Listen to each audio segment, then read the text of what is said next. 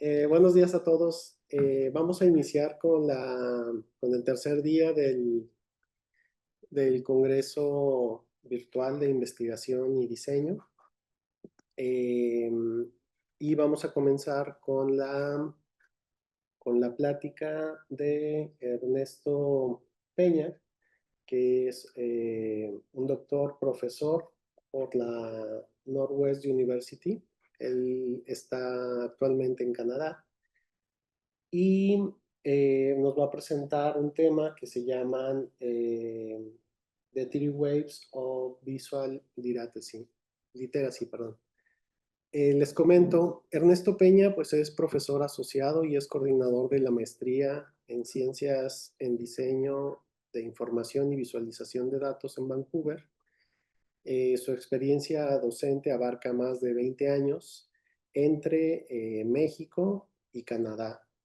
Él ahora reside en Canadá desde, desde el 2012. Tanto su investigación como su enfoque priorizan las perspectivas interdisciplinares y la movilización del conocimiento. Su trabajo académico se ha publicado en diversas revistas como Journal of Visual Literacy, Visible Language, Leonardo, Design Issues, Infodesign and Convergence. Y sus líneas de investigación incluyen, entre otras cosas, las humanidades digitales, la semiótica, la transmediación y el glitch. Este, eh, Antes de unirse a esta universidad del Northwest en Canadá, Ernesto desempeñó como director de investigación en una empresa emergente de tecnología financiera con sede en Vancouver y fue profesor adjunto del programa de maestría en tecnología educativa de la Universidad de Columbia en Vancouver. Y bueno, pues para nosotros es un placer tener aquí a Ernesto. Eh, Ernesto, pues ya lo conocemos desde hace bastantes años, como desde el 2010 más o menos. Y bueno, pues sabemos de su trabajo y de la calidad de su trabajo y demás, y le llevamos ahí la pista de todo lo que ha estado publicando. Y pues para el Congreso, pues nos es como muy importante su presencia. Bienvenido, Ernesto. Muchas gracias. Yo no sé qué hacer cuando me echan flores. O cuando leen las hojas de vida. Es así como cuando te cantan las mañanitas durante tu propio Sí, cumpleaños. Y no sabes qué hacer, ahí quedo con las manos. Bueno, así me siento ahorita. Muchas gracias, Manolo, por la invitación. Y de lo que voy a hablar hoy es, o sea, digamos que la excusa es este artículo que se publicó este año, que son los 3 momentos de la alfabetización visual. Normalmente o sea, cuando doy ponencias, normalmente son en inglés. Entonces, aquí va a haber una cantidad increíble de anglicismos y palabras combinadas o sea, va a haber Spanglish. Les aviso de una vez porque es casi, casi que inevitable con este tema y con prácticamente cualquier tema del que hablo. Y ténganme paciencia porque de verdad que no estoy acostumbrado a dar pláticas en español y después de estar, pareciera que no, pero después de estar 13 años hablando inglés constantemente, a uno se le olvida luego el español. Ahora, para empezar a hablar del tema, para llegar a esta discusión sobre los 3 momentos de alfabetización visual, les quiero dar un poquito de contexto sobre la investigación que fue detrás del artículo. Y también creo que es importante que dé este contexto porque hay muchas cosas que se aprenden del proceso que son en muchos casos mucho más importantes que el producto. Yo creo, de hecho, que el artículo es totalmente irrelevante en comparación con todo el proceso que tuvo que ocurrir para llegar al artículo. O sea, el proceso fue más importante que el producto, pues. Es mi idea. Puede ser que haya gente que esté en desacuerdo con ello, pero yo creo que es así. Em, Ahora, para este tema quiero comenzar con un pequeño debate morfolingüístico. Puede ser que piensen que no es importante tenerlo, pero yo creo que sí, y les voy a explicar por qué. Lo primero es que si notaron el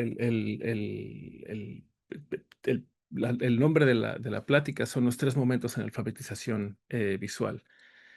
Ahora, una de las cosas en las cuales uno se enfrenta de inmediato, sobre todo cuando está haciendo investigación en 2 idiomas o en un idioma que tiene un concepto eh, similar, digamos, o análogo en otro idioma, es que tenemos que aclarar perfectamente de qué estamos hablando. Cuando empecé a hacer esta investigación, hace 12 años, la primera cuestión a la que me enfrenté es que nosotros pensamos que la palabra alfabetización se traduce como literacy. O sea, en inglés este tema literacy se utiliza como análogo a alfabetización. Y la verdad es que eso es incorrecto. Y ahorita voy a explicar por qué. Si hubiera un término que se puede traducir de alfabetización directamente al inglés, sería literacization. Ahora, puede ser que ustedes piensen, Ernesto, esa cosa no existe, ¿no? Pero existe. O sea, de hecho, el término literacization no se utiliza mucho, no es muy común. Si lo buscan en Google o en cualquier browser que utilicen, lo van a encontrar en documentos académicos. No se utiliza en discusiones llanas, pero se utiliza en documentos académicos. De hecho, les voy a poner un ejemplo. Entonces voy a dejar de compartir aquí tantito y les voy a mostrar un ejemplo de cómo se aplica este concepto en otros lugares, ¿no? Este es un artículo que se llama Los orígenes del alfabeto, prehistoria, de 1250, en el Medio Oriente. Y si ven aquí, de lo que está hablando el artículo es de cómo fue que ocurrió el proceso de alfabetización para Europa. En este caso, estoy hablando de alfabetización como si fuera una traducción literal de literacization, porque es exactamente lo que es. Es un proceso en el cual un grupo de gente es alfabetizada, es decir, transcurre un proceso de alfabetización, ¿no? Déjenme regresar a las notas aquí, ¿ok?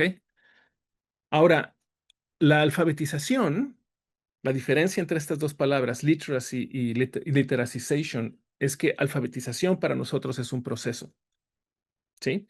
Y literacy es una cualidad resultado de dicho proceso. En español, nosotros utilizamos las dos palabras, alfabetización. Alfabetización lo utilizamos para referir tanto al proceso como a la cualidad, ¿no? Pero la idea es que nosotros pensemos realmente qué es lo que se adquiere después de que pasamos por un proceso de alfabetización. Y les quiero dejar esa pregunta a ustedes. Quiero que piensen, después de que nosotros pasamos por un proceso de alfabetización, que es el proceso por el que pasamos cuando estamos empezando a aprender a leer y escribir, ¿qué es lo que adquirimos? ¿Cuál es el resultado de eso? Y puede ser que ustedes digan, bueno, es alfabetismo. Ah, ok, vamos a suponer que es el caso. Vamos a suponer que alfabetismo es esa cualidad que estamos buscando. Pero resulta que en español, eh, perdón, aquí me fui más rápido de lo que debería haberme ido. Ahí está. Que en español existen palabras como humanismo, humanidad, este, humanización, que son perfectamente válidas de utilizar porque significan cosas diferentes, ¿no? Lo mismo pasa con feminización, feminidad, feminismo, ¿no? O sea, son palabras en las cuales la cualidad es diferente del proceso y, y la diferencia aquí, que es importante hacer la distinción, es que una habla de alfabetismo o alfabetismo, o sea, o alfabetización como medio, y la otra habla de alfabetismo como fin. Ahora, no me voy a poner aquí muy loco con esto porque tampoco se trata de hacer el tema muy largo, pero lo que les quiero invitar a leer para clarificar un poquito esta idea del alfabetismo como medio, del alfabetismo como fin, es que le echen una leída a Paulo Freire. Paulo Freire es filósofo de la educación brasileño, habla sobre el hecho de que, por ejemplo, en países angloparlantes, el hecho de que existe el concepto de literacy te permite hablar de lo que ocurre después de haber adquirido esta alfabetidad, ¿no? Que es como yo lo estoy llamando en este momento literacy. Cuando en Latinoamérica o en países en los cuales han pasado por un periodo de conquista, la alfabetidad es el fin. Necesitas poder leer y escribir porque necesitas poder realizar comercio, firmar documentos, etcétera, etcétera, etcétera. No se espera que utilices esta nueva, esta alfabetidad para avanzar el conocimiento más allá de la alfabetidad misma. ¿Sí me explico? Entonces, Freire habla de eso, del hecho de que para Latinoamérica es súper común ver que poder leer y escribir es el fin del camino de aprendizaje. Hasta ahí es suficiente para ustedes, cuando en Norteamérica es solamente el principio.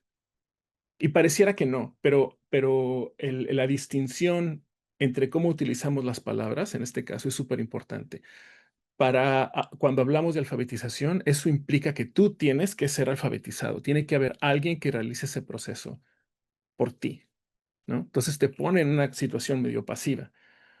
Entonces no, o sea, si hay gente que está interesada en morfolingüística en la sala y están dispuestos a debatirme al final, o a corregirme o a educarme, por favor, con todo gusto. No tengo. Ahora sí que como dicen por ahí, no tengo pruebas de esto, pero no tengo dudas tampoco. Em, Ahora,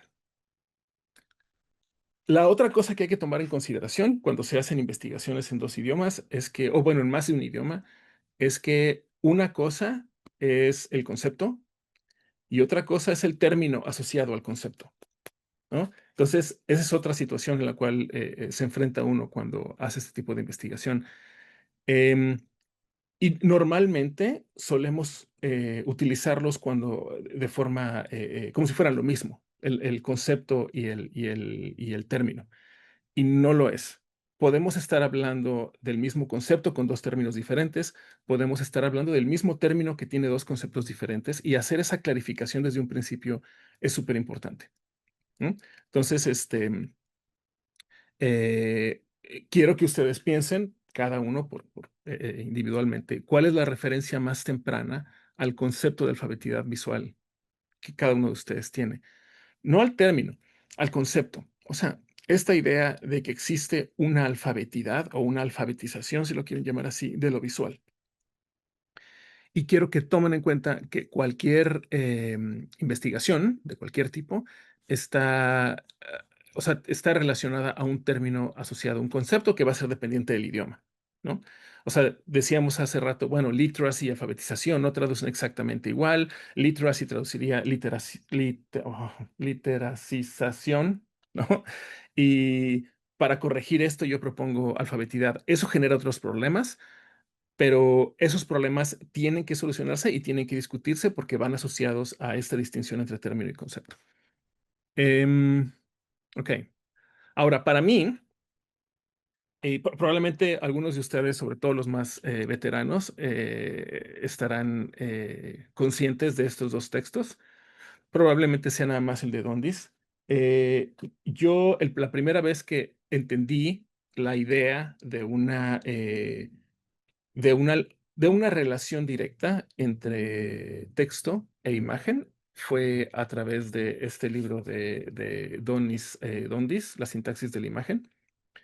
Pero deben saber que el título original del libro es A Primer of Visual Literacy, ¿no? O sea, realmente el texto original se llamaba, a primer es así como un texto básico sobre alfabetidad visual. Alguien este es de, creo que es de Gustavo Gili. Alguien en Gustavo Gili decidió, esto no está chido, no traduce chido, un texto básico de alfabetización visual, y lo tradujeron a la sintaxis de la imagen. Esta traducción, que fue como conocimos el término o sea, en países hispanoparlantes, crea una división entre el concepto de alfabetización visual y la sintaxis de la imagen. Este, eh, y- sí, son problemas de traducciones, Leonardo, pero no solamente es que sea un problema la traducción, es que hay una política detrás de la traducción. Y creo que esto es también súper importante entender, que no existe la traducción apolítica. No existe no va a haber modo de que haya una traducción en la cual no se esté pensando cuáles son las consecuencias o que no tenga consecuencias aunque no se piensen en ellas, ¿no? Entonces, cuando hablemos de traducción, es muy importante que lo consideremos como una política, no nada más como un problema. Entonces, este es un ejemplo en el cual tenemos un concepto, este concepto de alfabetización de la imagen o la imagen asociada a un texto, este, en el cual hay términos diferentes para referirse a ello, y esos términos diferentes vienen de idiomas diferentes, ¿no? Vamos a entrar ya más en... Ahora, les voy a platicar súper rápido porque tampoco me quiero distraer mucho para llegar al tema, sobre cómo hice yo esta investigación específicamente sobre visual literacy. No quiero que se piense que la investigación se hace sobre alfabetización visual o sobre alfabetismo visual o sobre alfabeticidad visual, porque esa investigación que yo sepa en español no se ha hecho. ¿Explico? O sea, debe haber todo un cuerpo de trabajo asociado al desarrollo de este concepto en español que está ligado a otro término. Y ese sigue ahí, esperando que alguien se aviente la chambita de hacerlo, ¿no? Entonces déjenme, les muestro súper rápido, no, no es cierto, no va a ser súper rápido, pero voy a tratar de hacerlo lo más rápido que pueda, cómo me aventé la mayor parte del trabajo. Va a ser este. Ok, ¿quién de ustedes, más bien, quién de ustedes no conoce Google Ngrams? Si puedo ver así, si hay manitas, chido, si no está bien, voy a asumir que la mayoría de ustedes lo conoce. Google Ngrams es esta herramienta de Google Books que les permite buscar términos existentes en la literatura eh, que ha sido escaneada por Google, ¿no? O sea, no solamente que exista, sino que exista y que Google la haya escaneado. Y Google Ngram Viewer resultó, por lo menos para mí, una forma súper sencilla, digamos, de comenzar con este tipo de investigación, porque después de clarificar estos términos, se vuelve súper claro que es una investigación documental más que cualquier otra cosa, ¿no? Entonces, la forma como funciona esto es, ustedes ponen un término, pueden elegir los años en los cuales se hace la búsqueda específica, pueden elegir el idioma, eh, tiene una forma aquí como de tratar de controlar granularidad. No es fabulosa, pero algo se puede hacer. Y entonces lo que hice fue que busqué ese término después de tener discusiones con mi asesora, porque cuando llegué a hacer el doctorado me decía es que la primera vez que utiliza este término lo utiliza Mesaris en 1994, y yo le dije, claro que no, lo utiliza Dondis en 1973. Y entonces empezamos, así como que, o creo que 71, a hacer acá una discusión de que no, que sí es el mismo, que sí no es el mismo. Entonces, lo que decidí fue, bueno, pues esto de clarificar de dónde viene puede ser una investigación de doctorado, y así fue como empecé a tratar de rascarle al tema. Y resulta que lo que se sabe del término es que comenzó en los 60. Entonces, si ustedes ven, van a ver que aquí hay, o sea, esta curvita les está mostrando que sí, que hay un punto en el cual esta investigación se empieza a desarrollar y se desarrolló en los 60. Después, sabemos que estas líneas nos indican eh, qué tan común es ese término en Google Books, porque de nuevo tiene que ver con los libros que están escaneados en el corpus de Google. Entonces es súper fácil irse a Google Books, buscar el libro, encontrarlo, verificar que sí, que la ocurrencia existe, porque hay situaciones en las cuales se escanean estos términos y entonces puede ser que visual sea el fin de una oración y literacy sea el inicio de otra y el OCR no trabajó como debía trabajar cuando se escaneó el documento y entonces aparecen como si fuera una sola frase cuando realmente son dos frases completamente diferentes. Entonces, tuve que encontrar estos documentos, o sea, tratar de encontrar los más posibles, verificar que la frase sí fuera la correcta y empezar a bajarlos, leerlos y categorizarlos, ¿no? Eh, Me voy rápido. Al final lo que hice fue que encontré 1200 documentos, los traté de eliminar aquellos que tenían información obviamente repetida, entonces quedé con un corpus como de 300 y tantos. Cuando hice mi tesis, ofrecí varios recursos para analizar estos documentos porque acabé con una base de datos y con una tesis propiamente. Y lo que empecé a hacer fue visualizar estos documentos así, por ejemplo. Esto es Gephi, este es un software público. Entonces lo que me puse a hacer fue decir, ok, bueno, a ver, este documento, que es el que ya se conoce, ¿no? El que les mostré al principio, Primary Visual Literacy. Este documento tiene estos tags que le agregué yo y está conectado a todos estos documentos, ¿no? Estos documentos ya sea que citen o que son citados por este documento en particular. Y al hacerlo así, se vuelve relativamente fácil hacer crear estas redes de documentos. Y por lo menos para mí, que estoy trabajando con muchos documentos y que luego no encuentro la forma de darle sentido, cuando lo creo como una red, se vuelve súper, súper más fácil. Am, Ahora, mucho de esto no está disponible como estaba al principio. La mayoría de este trabajo se hizo a través de Zotero. O sea, descargué todos los documentos de Zotero, hice toda la clasificación en Zotero y todas las conexiones a otros documentos las hice en Zotero. El problema fue sacar de Zotero y construir en otra eh, interfaz que permitiera hacer ese tipo de análisis. Ahora, desgraciadamente, el principal documento o el principal sí, la principal fuente era otro software creado específicamente para este análisis que se llamaba GlassCast. No está disponible porque Sotero hizo un cambio en la forma en la que maneja los datos y yo no sé programar nada. Entonces, necesité ayuda para hacer esto y necesitaría ayuda para actualizarlo. Probablemente ahorita ya no, porque me puedo poner en ¿cómo le llaman? Hacer code vibing y tratar de encontrar la forma de recuperar este documento, ¿no? O bueno, esta interfaz. Por lo pronto, para lo que sirvió esto es para ayudarme a escribir artículos y para lograr poner estas historias juntas. Em, Ahora, déjenme regresarme a la presentación. Ténganme paciencia. Debería haber una forma, ya alguien debería haber inventado una forma de pasarse entre presentaciones en Zoom. Tal vez ya existe, yo no tengo ni idea. Ahora,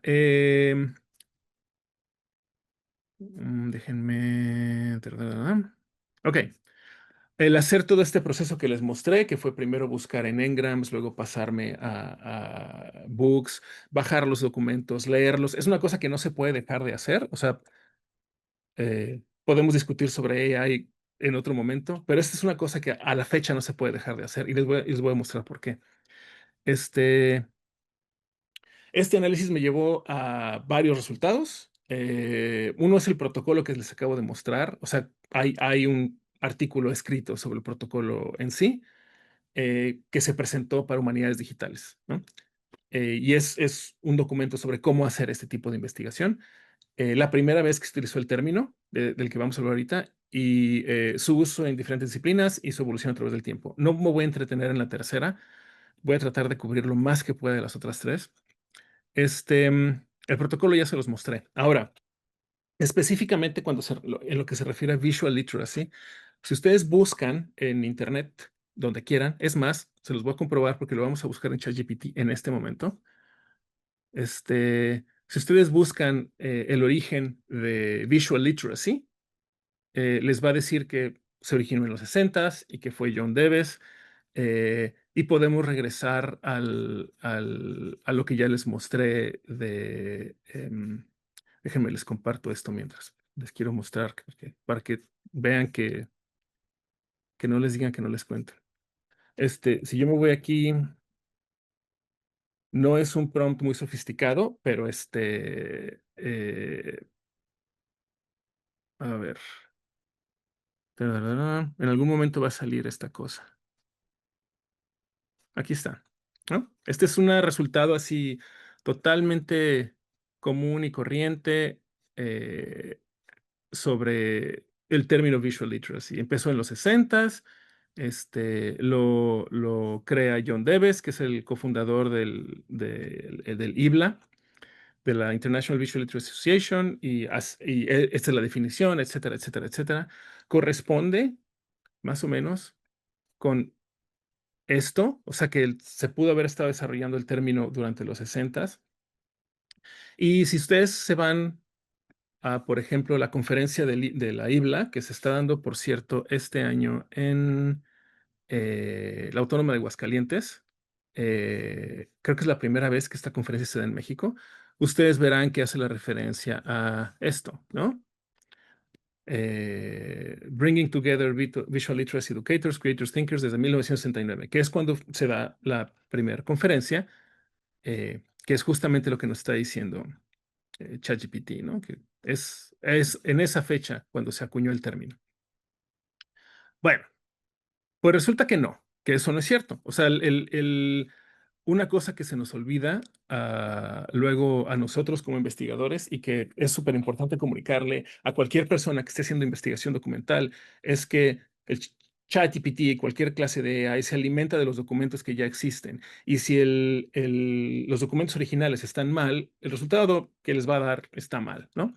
Eh, la verdad es que la historia detrás del origen de Visual Literacy como concepto es muchísimo más compleja. Este, y para entender la complejidad de esa historia, es súper importante que le pongamos tanto énfasis a reconocer el contexto como a reconocer el término mismo, ¿no? Y esto es una cosa que por lo menos yo aprendí a la mala porque tuve que regresar y revisar muchísimas veces cómo fue que se había desarrollado el concepto, porque estaba perdiendo de vista ciertos elementos del contexto histórico o sociohistórico. Em, Resulta que el término realmente se acuña en los 30s, en 1939 para ser exactos, y ahorita les voy a hablar de eso más adelante. Em, De hecho, vamos de una vez porque ya me estoy dando cuenta que me estoy tardando mucho con este asunto.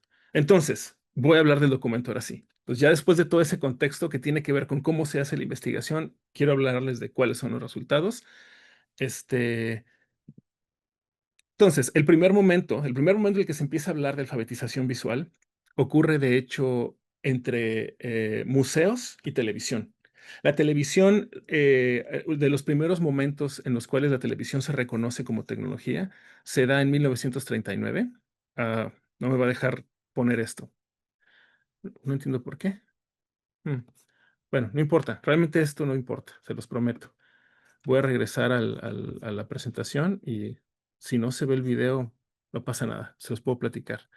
Em, la primera vez en la cual la televisión empieza a surgir como tecnología se da en 1939. Hay una feria mundial de la tecnología en Nueva York y ahí se presenta por primera vez la televisión como una tecnología potencial que iba a estar a disposición de todo el mundo después de esa época. Antes de 1939, o más o menos por la misma fecha, de hecho el mismo año, es realmente la primera vez cuando se utiliza el término visual literacy y lo utiliza un señor que se llama Tyler Davis. Y lo que está haciendo él en ese momento es haciendo una investigación en las escuelas que fue financiada por los Rockefeller. Y la idea era que encontrara cuál era el estatus de la educación en Estados Unidos en ese momento.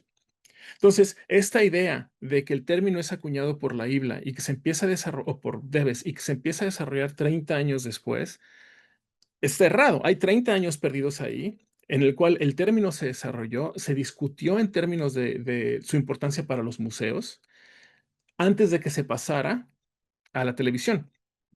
¿Me explico? Y entonces, lo que acaba pasando después es que la gente de que está dedicada a hacer educación en alfabetización visual a través de museos, no toma el término como suyo, no lo discute como si fuera algo que les pertenece a ellos, lo discuten como si se lo estuvieran apropiando de tecnologías posteriores, cuando realmente les pertenece a ellos. Ahora, quiero que pensemos en el hecho de que el museo sigue siendo tecnología. O sea, el museo no es diferente de la televisión o de la fotografía o de cualquier otra tecnología visual en ese sentido. No pensamos comúnmente en los museos como tecnología, pero definitivamente lo son. Esta es la frase, es la frase exacta en la cual aparece por primera vez el término. Y de nuevo, son 30 años antes de lo que van a encontrar en Internet o en ChatGPT, etcétera, etcétera, etcétera. Este, mm, Esta es, digamos, una traducción ahí más o menos de cómo se podría entender el contexto en el cual este cuate Tyler Davis está diciendo, existe una alfabetidad visual y es importante que la gente la reconozca y que la use, ¿no? Entonces, realmente, el primer momento histórico en el que se empieza a hablar de alfabetidad visual, ocurre antes de la acuñación oficial del término. Son 30 años perdidos de investigación que, que no se habían discutido antes porque no existía, yo creo, la tecnología para poderse ir hacia atrás y buscar hacia atrás. Ahora, la lección aquí, no solamente para aquellos que están haciendo investigación, sino para aquellos que están haciendo, que tienen estudiantes que están haciendo investigación, es que, digo, no sé cómo sea en México, pero por lo menos aquí en América, en las Américas angloparlantes, tanto en Estados Unidos como en Canadá, cuando uno entra al doctorado, lo primero que le dicen es que tienes que buscar el gap, ¿no? Así como dónde está la parte, dónde está aquello que no se ha investigado en tu disciplina. Y es una metáfora que se da como que tiene que estar hacia enfrente, ¿no? O sea, el gap en el research es hacia enfrente, es de todo lo que hemos avanzado, cuáles son los puntos que hemos dejado sin investigar. Esa es tu investigación, tómala y progresa basado en ello. Cuando realmente, si volteamos para atrás, la cantidad de gaps en la investigación que existen o hacia los lados, es decir, hacia otras disciplinas, es tremendo. Y por lo menos para mí, una cosa que aprendí de esto es que es mucho más fácil encontrar temas de investigación y temas de investigación que pueden ser relevantes, temas de investigación que pueden desenterrar 30 años de investigación, si en lugar de enfocarse a tratar de encontrar solamente lo que está enfrente de uno, uno también se asoma hacia los lados, ¿no? Ahora, es difícil porque a todos nos gusta hablar de interdisciplinaridad como si fuera la cosa más fácil del mundo. No lo es súper difícil. O sea, realmente requiere mucho tiempo, creación de comunidad, etcétera, etcétera, etcétera. Pero en mi experiencia, ahora es solamente mi experiencia, hay muchísima tela de donde cortar cuando buscamos esas gaps, esos hoyos en la investigación hacia los lados y hacia atrás, ¿no? Particularmente en el diseño. Es mi humilde opinión. De nuevo, no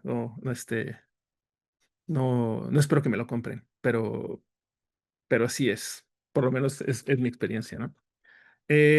Ahora, les comentaba de que era súper importante entender el contexto. Resulta que a finales de los 50 los rusos pusieron el primer satélite en el espacio, ¿no? El Sputnik. Y el resultado de ese evento es que en Estados Unidos las cúpulas tecnocráticas y políticas, pues así como que se les fue el santo al cielo, porque eso implicaba que el bloque comunista de repente tenía un dominio sobre la tecnología aeroespacial que, que ellos no tenían. ¿No? O sea, hay toda una historia detrás de lo que ocurre en cuestión de investigación aeroespacial después de que se acabe la Segunda Guerra Mundial, ¿no? O sea, suena a teoría de conspiración, pero ahorita ya no lo es, el hecho de que entre el bloque comunista y el capitalista se repartieron a los científicos nazis que estaban trabajando en desarrollar cohetes y cosas así. Y entonces, cuando esto pasa, cuando el Sputnik se pone en el espacio, Estados Unidos lanza un programa que se llama eh, algo así como el Programa Nacional para la Defensa de la Educación, el, que fue antes de que se acabaran los 60. El resultado de ese programa es empezar a meterle dinero a todos los programas educativos en Estados Unidos. Entonces, al meterle dinero a los programas educativos, sobre todo aquello que lidiaba con tecnología, muchas empresas que justificaban el uso de su tecnología con fines educativos, acabaron sacándole provecho, ¿no? Una de esas empresas fue Kodak.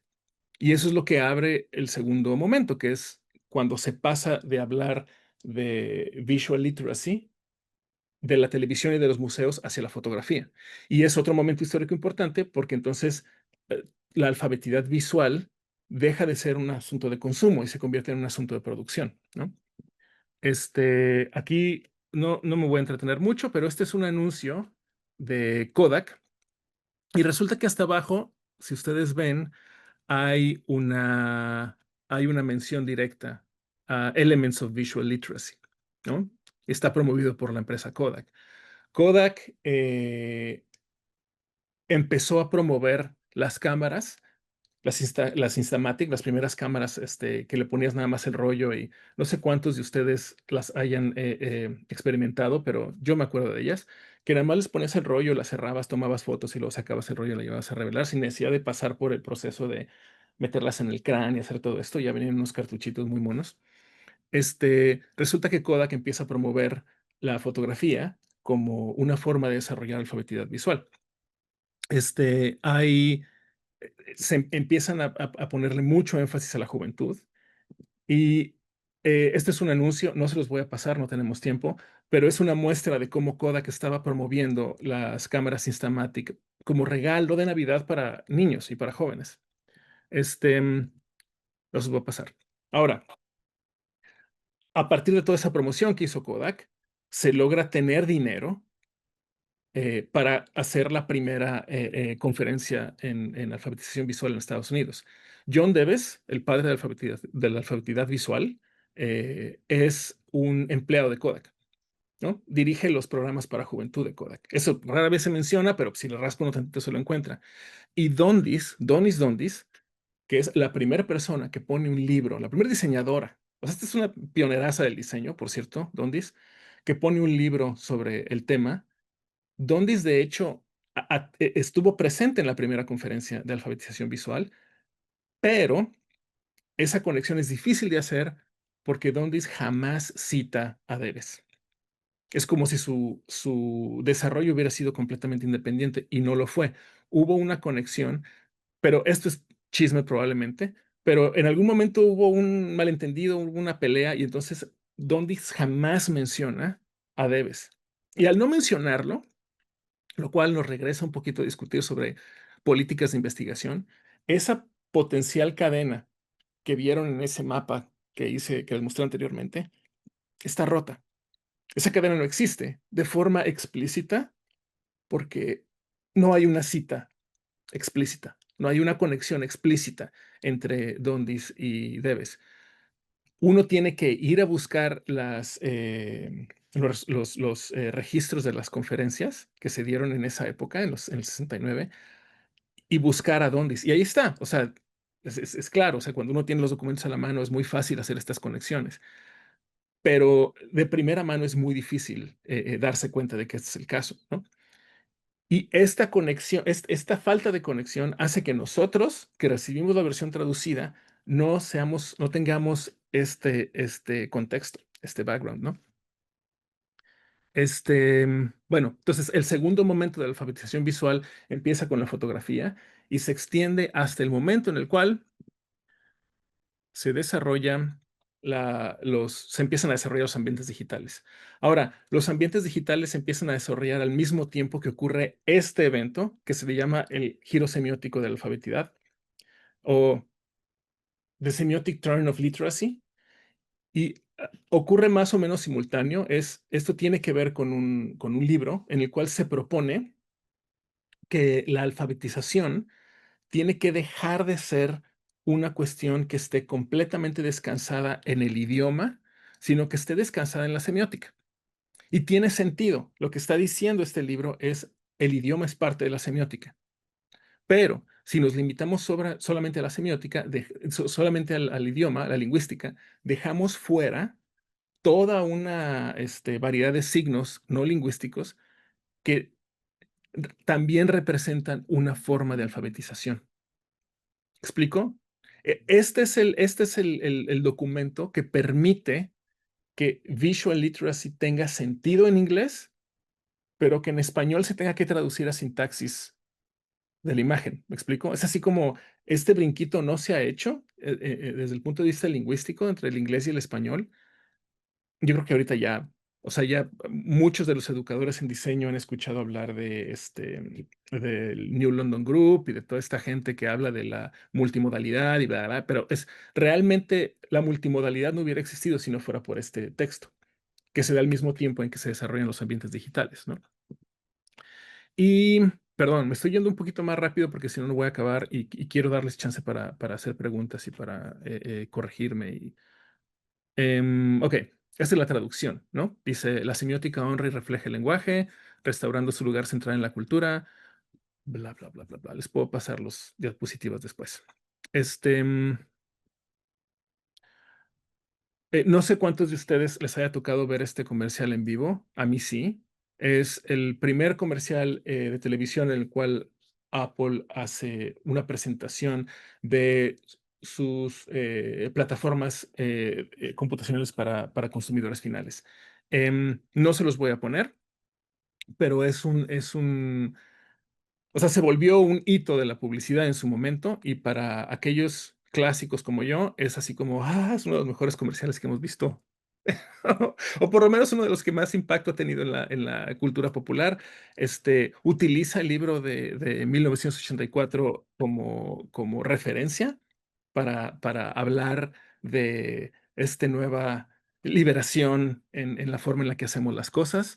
Después de no se los voy a poner. Es demasiado largo. Pero después de esto ocurre que sale Adobe Illustrator, ¿no? En el 87. Después sale Photoshop, ¿no? Y estamos hablando se vuelve más fácil producir visuales a partir de tecnología digital, que es el tercer momento, digamos, de la alfabetización visual. Em, por supuesto, browsers, etcétera, etcétera, etcétera. Y uno podría pensar que lo seguimos arrastrando, pero yo creo que hay otras cosas que se pueden discutir. Entre las tres ondas de las que les hablé ahorita, podemos hablar de que lo que tienen en común son tres cosas. Uno es que todo está relacionado a tecnología. Todo lo que se hable de alfabeticidad visual va a estar relacionado con cualquiera que sea la tecnología que esté desarrollando en el momento histórico específico, ¿no? Ese es uno. El segundo es que todos hablan de que la sociedad en general es más visual de lo que era antes. Yo creo que eso es una cosa que es cuestionable y en muchos casos se entiende como un discurso de mercadológico, pero es súper común ver este tipo de statement, ¿no? Esta sentencia. Estamos viviendo en una sociedad que es más visual que nunca. Puede ser que sea cierto, de nuevo, no lo estoy cuestionando. No sé qué significa ser más visual. Esa es la pregunta. ¿Qué significa eso? Y la tercera, que creo que es la más importante, es que habla de la necesidad de que haya una instrucción formal sobre la alfabetización o alfabeticidad visual. Yo aquí no lo sé tampoco, porque hay dos vertientes. Una que habla de que alfabeticidad visual es algo que tenemos, ¿no? Que vamos adquiriendo por medio de experiencia. Y hay otra que dice que no, que tiene que resultar de instrucción formal. Tampoco lo sé. O sea, no he llegado al punto en el cual digo, ah, claro, tiene razón uno el otro. Yo creo que esto se desarrolla en una especie como de espectro y que puede haber que haya puntos intermedios entre estos dos polos, ¿no? Este, también me gustaría que alguien más hiciera investigación y que me corrigiera, ¿no? Y dijera, no, tú estás mal. Y es así, ¿no? Lo que sea, yo voy a estar muy dispuesto a recibirlo. La última es, hay una cuarta onda en la alfabetización visual y esa cuarta onda tiene que ver con el AI. No lo sé, me choca hablar de AI, creo que todos hablamos demasiado de ello, pero es inevitable y creo que es una cosa que eventualmente va a resurgir esta discusión. De hecho, lo menciono en ese artículo, puede ser que nos estemos acercando a una cuarta etapa, porque en este momento la forma en la que producimos visuales eh, y la forma en la que, digamos, interactuamos con estos visuales es diferente de lo que eran las primeras tres etapas. Y esta última parte, que es, estamos viendo una cuarta onda en la alfabetización visual, se la voy a dejar a alguien más para responderla, porque como le mencionaba Manolo y como les comento a ustedes también, el problema con hacer tesis de doctorado y seguir escribiendo sobre ellas es que conforme más las ves a la distancia, te das cuenta, uy, esto no fue mi mejor trabajo. Entonces, estoy muy orgulloso del trabajo hecho, pero eso no quiere decir que no haya forma de mejorarlo o de que no me he corregido a mí mismo. De hecho, la idea de publicar artículos sobre la tesis es precisamente aprovechar la oportunidad de corregir esos errores y de ser completamente abierto acerca de ellos. Nadie es perfecto cuando se trata de investigación, particularmente cuando es investigación documental. Así que, pues nada, así que se lo voy a dejar a alguien más. Puede ser uno de ustedes, no lo sé. La invitación está ahí. Y muchas gracias. Esa es mi página, ese es mi correo. Si tienen cualquier pregunta, si de verdad o sea, si les interesa el tema, si no les interesa el tema, si me quieren corregir sobre algo, eh, siéntanse con la confianza de escribirme. No puse mi correo de la universidad, de la de Northeastern, porque soy mejor, de hecho, respondiendo a mi correo personal que al de Northeastern.